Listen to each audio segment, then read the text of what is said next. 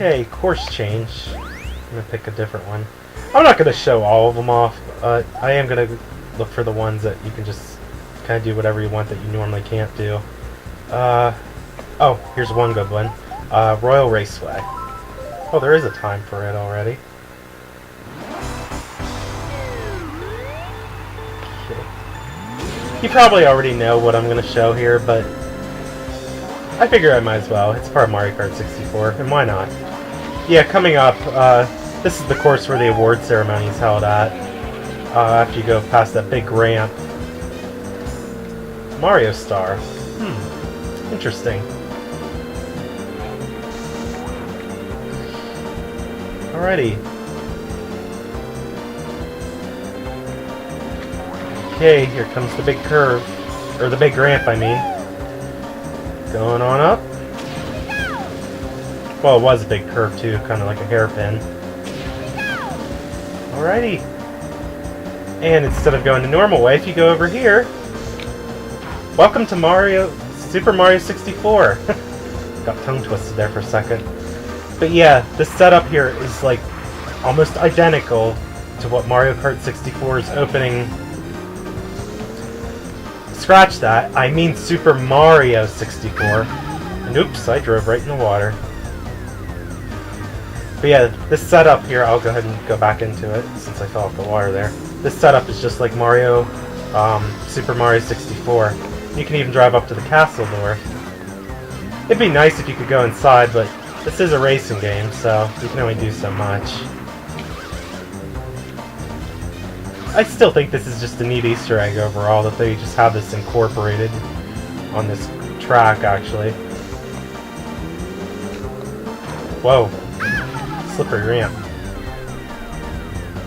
But yeah, as a kid, all the time I would just drive in that area and mess around however I'd like. So if you're ever wondering where Super Mario 64 is held at, it's held at Royal Raceway. And this is also where the award ceremony takes place, like I said earlier. Alright, let's go ahead and finish up the course here. Again, not that this is a good time, but whatever. It's time trials. And yet the audience cheers on despite that lackluster time it took me to get to complete a lap there. Easy crowd, I guess. Alrighty. I haven't used any mushrooms yet. I should probably go ahead and use one. Yeah, you're only given 3, which I think is obvious. Mario Kart Double Dash, they only give you 2 mushrooms, which is kind of sad, actually. But in Double Dash, that's because you have the ability for 2 characters to hold items. But they had the triple mushrooms on that game as well. I didn't see why triple mushroom couldn't work just as well, but at the same time, since it's Double Dash, I guess it was because they were going with the gimmick of 2, where there's 2 racers as opposed to 1 in the same cart, and just things like that. And the ability for both players to hold items. Yeah. It's mainly with the theme, I suppose. And I guess it doesn't hurt to mix things up, but still. Time trials, it's almost iconic to see triple mushrooms given to you whenever you're doing time trial. I'm not going to get a good race time, but maybe I can get a good lap time. That is one thing you could abuse on here. Even if you don't get the record for one or the other, you can always get the other. So like I just said, since I have 2 mushrooms in the same lap, I might have a good chance of getting a good lap time at least.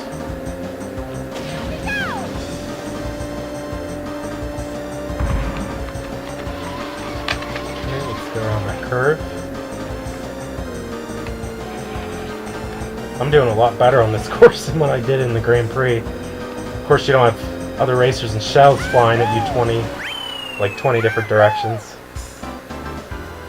Oh no, I didn't get a record for anything. Oh well. Not even the lap time. Oh, pretty close though with the last lap there.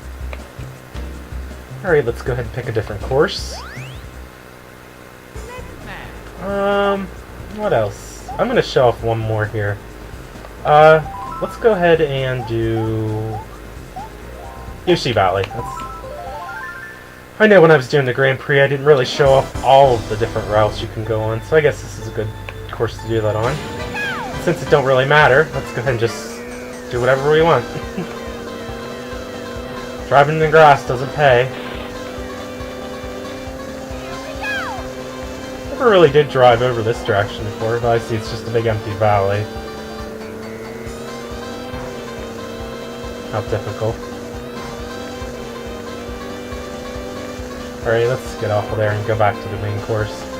Yeah, normally on Yoshi Valley, I always go this way, the way that I'm going right now. Because from what I've gathered of my own experience on this course, that is the fastest route to get through this course. Let's go ahead and turn around here. I'm gonna go this way. This is around the big mountaintop, it looks like. This particular road does take you a while, I do know that. I don't advise taking this path if you're doing this on Grand Prix, or time trial really for that matter, if you're going after a good fast time trial record. Let me see if I can pull this off here. And I almost did. Yeah, you can hop across that little ridge there. And if you manage to stay on the course, that does save you quite a lot of time, actually. Here's our big Yoshi egg. I don't know that I ever showed this off, but that egg can flatten you. So, don't drive under it. Already coming to the end of the first lap. With a lackluster time, but whatever, that's fine. I'm gonna go ahead and pick a different route here. Oh, something that came across my mind. Well, let me pick a different route here. We're gonna go this way again, and we went that to the right there the first time, and then my normal route's that way, but I want to see what's over here. Oh, there's a bunch of porcupines. Or are they hedgehogs? Well, porcupines are hedgehogs. This particular route, it's okay, but because of those porcupines, the risk really isn't worth it, so I don't really recommend going that way, and I screwed that up badly. But anyway, what I wanted to bring up was, I actually wanted to give a shout out to another Let's Player on YouTube.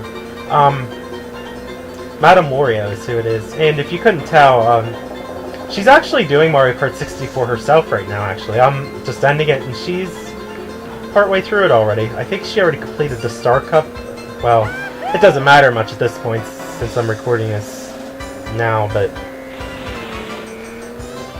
I believe she's doing the Star Cup. She's playing the game a little bit differently, so definitely check her out. She has other projects that she's done too. She's fierce. Let me just put it that way. That's a word that she uses from time to time.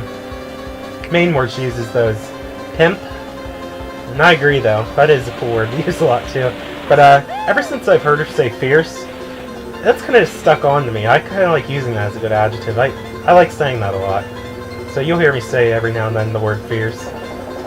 So maybe it'll become the next epic.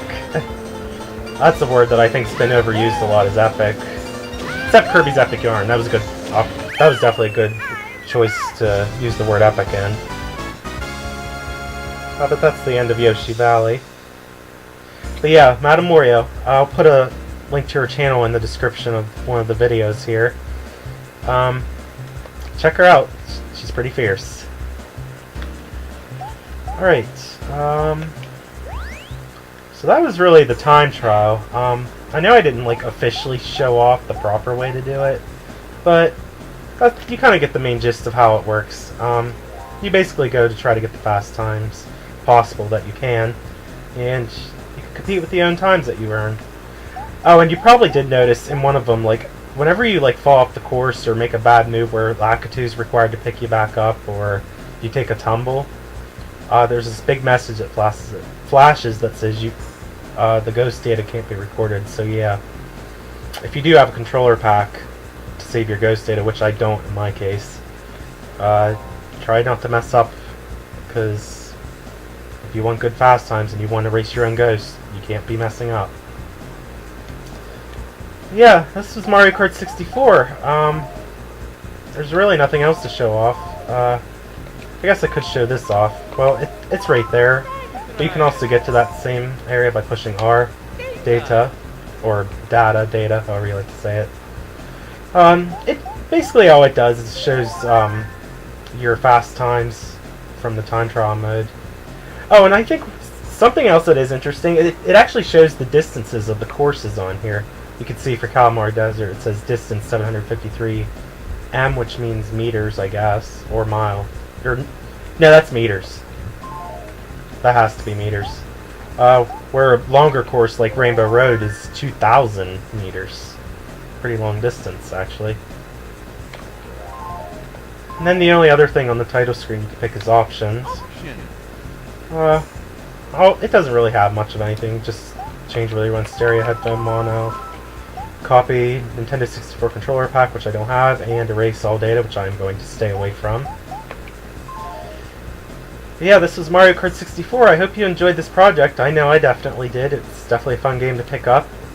If you don't have it, it is on the Nintendo Wii's Virtual Console. That's one opportunity that you can get it. Otherwise, you could search like on eBay or somewhere online. You could probably find the original N64 cartridge. I've had it since the day. Well, I didn't get it the day it came out, but the year it came out at least. So I've definitely had this game for a while. But yeah, it's definitely a good game I'd recommend, and as you can see, it's a lot of fun to play. So I hope you enjoyed this. This is ToadinWonderland. My next project will actually be starting here in just a couple days. Look forward to that. It's going to be a big departure from what you normally see from me, because it's, well, first off, it's a PlayStation 3 game, which is vastly different. It's not even Mario related at all, but it's going to be different overall, even like a different style of game. But you have that to look forward to, and I definitely look forward to having a lot of fun with that.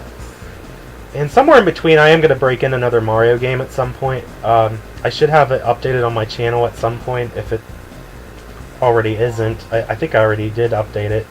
Sometime in October I'll be having a Mario game pop in along with the mystery PS3 game. But this is ToadinWonderland, and I hope you liked this project.